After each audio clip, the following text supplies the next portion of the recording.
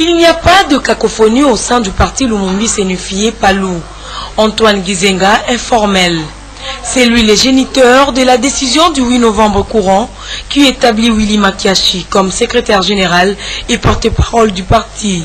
En date du 8 novembre dernier, j'ai pris la décision numéro PL SGCP 009 2013 portant nomination du secrétaire permanent et porte-parole du parti en la personne de M. Willy Makiashi, député national qui est ici présent. À compter de cette même date du 8 novembre 2013, toutes les dispositions antérieures en la matière, en l'occurrence celle numéro PLSG Léo 002 2012 septembre 2012 ayant porté nomination de Madame Laure Marie Kawanda Kayena en qualité de secrétaire permanent, porte-parole du parti, représentant le secrétaire général chef du parti, ont été naturellement abrogés. Aussi, les patriarches invitent tous les cadres à consolider les liens au nom de la cohésion nationale.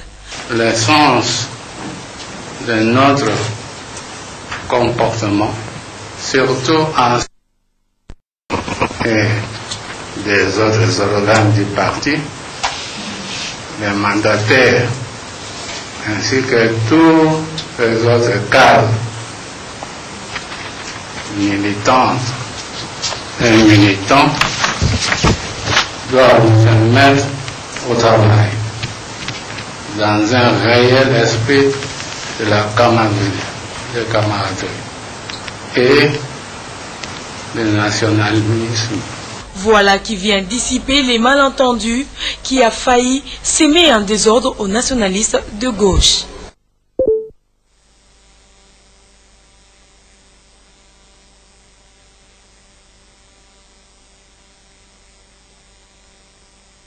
Donc c'est ça la République démocratique du Congo, c'est ça et donc la capitale congolaise. Alors nous allons prendre maintenant les réactions des cadres du parti Lumumbisi unifié qui étaient sur place au cours de cette réunion du comité exécutif national.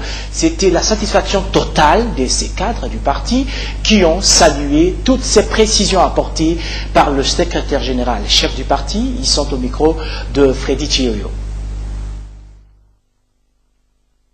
Et nous encourageons nos militants de suivre les directives du secrétaire général du parti. Nous pensons et nous osons croire que les choses vont aller dans le sens et les directives que le chef a données. Nous attendons à ce qu'il y ait remise reprise. C'est le chef du parti à tout moment qui nomme le secrétaire permanent. Nous avons connu beaucoup de secrétaires permanents. Aujourd'hui, il y a Makiashi. Hier, c'était Mamalor.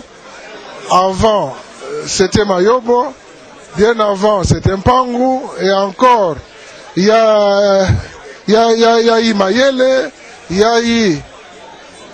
a eu beaucoup de Ngabou, tout ça. Willy Makiashi, secrétaire permanent et porte-parole du parti Lumumbisi unifié depuis le 8 novembre, un vendredi. Samedi, on avait affiché. Il n'y avait pas eu malentendu.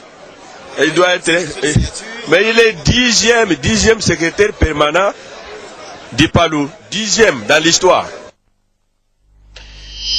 Et puis, je prends mon invité, Steve Bikaï. Bonsoir. Bonsoir. Encore une fois, je présente des excuses à nos téléspectateurs. Vous avez remarqué certainement que nous avons connu une coupure brusque du courant électrique. C'est ça la République démocratique du Congo, c'est ça aussi la capitale congolaise, et cela intervient souvent dans nos éditions d'information. Alors, Steve Bikayi, votre collègue député du MLC, Fidel Babala, a été arrêté et transféré à la Cour pénale internationale. Est-ce que vous avez un commentaire à faire par rapport à cette arrestation? Oui, il y a un commentaire. Je dois commencer par dire que je suis de ceux qui soutiennent souvent la Cour pénale internationale à 100%, parce que beaucoup de gens disent c'est une cour qui est contre les Africains et tout ça. Mais quand même, en Afrique, c'est quand même beaucoup de crimes, surtout par les tenants du pouvoir. Je suis d'accord avec la CPI. Si la CPI a estimé que Babala et les autres ont eu à influencer les témoins, n'est-ce pas, au niveau de cette cour, ils sont poursuivables. Mais ce que je déplore, moi, c'est la procédure utilisée ici. Souvent, on exagère pour rien. Babala, c'est un député, on connaît chez lui. Je n'ai pas compris pourquoi il fallait aller avec autant de policiers à la résidence à 1h du matin pour l'enlever. Ça, c'est un enlèvement. Donc, est-ce que vous avez été là? Vous, à 1h du matin, vous étiez aussi là, ou nous avons commencé sur alors, qu'est-ce qui importe pour vous? Parce que il y a un problème d'arrestation. Le communiqué officiel du procureur de la République rappelle que cela fait suite à la demande de la coopération judiciaire adressée par la CPI, que vous soutenez aussi, et dans le cadre d'atteinte définie à l'article 70 du statut des Roms. C'est ce que je dis. Je pense qu'il fallait soigner la forme. Il fallait prendre Babala à des heures normales, pas le prendre trop tard la nuit, c'est un enlèvement. Et puis Babala en tant que député, moi à mon sens, faute du fond, on ne peut pas faire obstruction à la justice.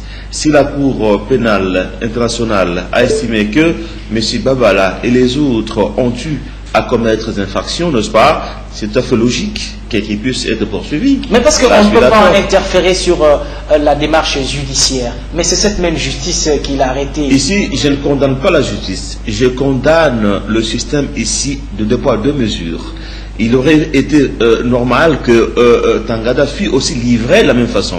Or, Bosco Tangada, qui a commis des infractions plus graves encore, a été protégé.